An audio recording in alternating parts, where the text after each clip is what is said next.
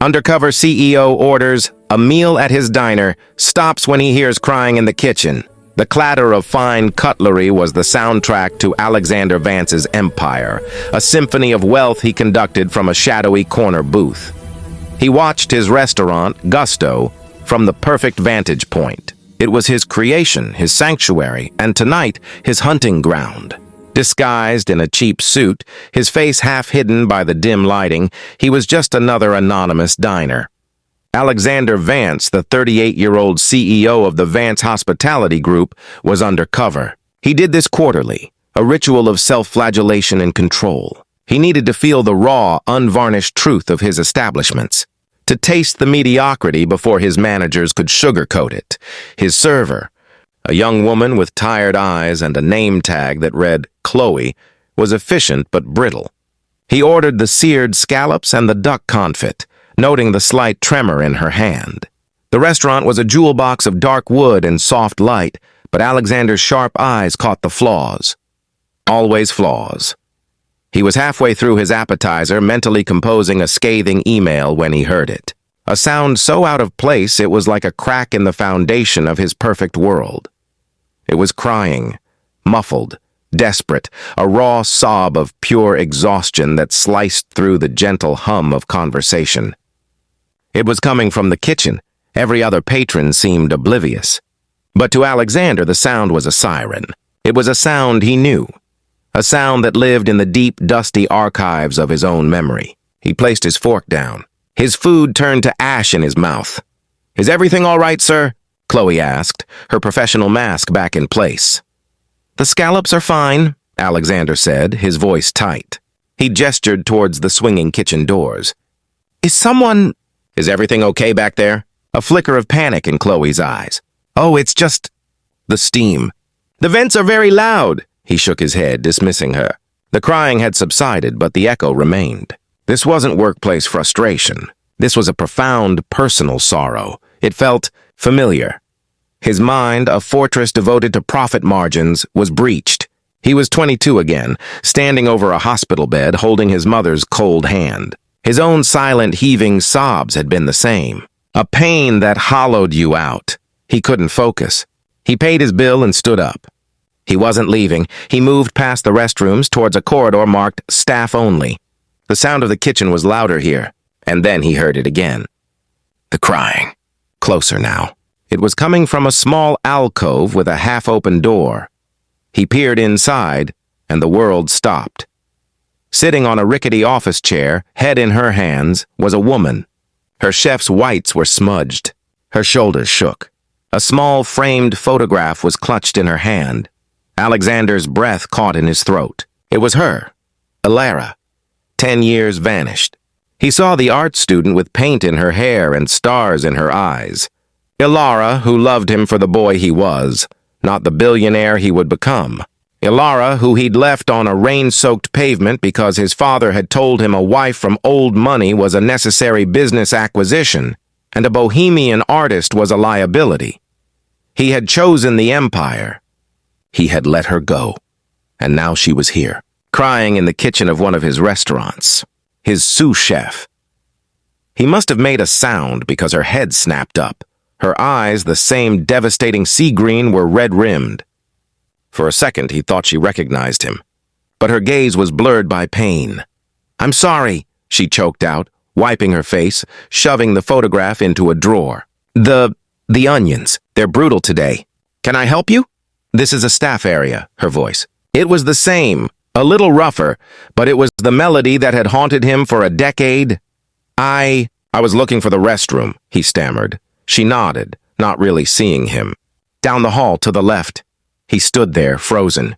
He saw the fine lines around her eyes, the silver threads in her dark hair, the simple gold band on her left hand. The sight of that band was a physical blow. She was married. "Are you okay?" he heard himself ask. Ilara let out a wet, humorless laugh. "Peachy." She stood up, squaring her shoulders with a visible effort. "Just a long night. Don't worry, your food will be perfect. It always is." She brushed past him, back into the chaos, leaving him alone. The ghost of her perfume, jasmine and thyme, lingered. Alexander Vance, the man who commanded boardrooms, was utterly lost. For 3 days, Alexander was a ghost. The image of Ilara, broken and crying, was seared behind his eyes. He had to know everything. His head of security placed a thin file on his desk. "Everything on Ilara Rossi, sir." Alexander's hand trembled as he opened it. The story was told in cold data. She'd never married. The band was a decoy. She lived in a modest apartment. She'd been the sous chef at Gusto for 2 years. And then, the final line. Next of kin, Maya Rossi, daughter. Age 8, a daughter.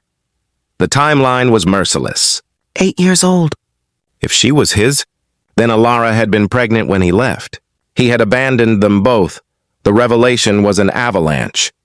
His real legacy was a little girl he'd never met. He went back to Gusto that night, not as the CEO, but as a penitent. He waited until the last customer left. He found her in the back alley, sitting on a milk crate, staring at her phone. She looked up, and recognition dawned, a slow, dawning horror mixed with fury. Alexander. His name was a curse.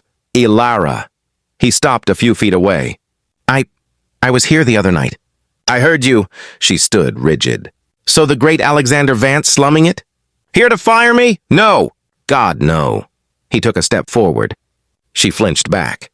The action was more painful than any words. Ilara, I didn't know. I swear I didn't know about Maya.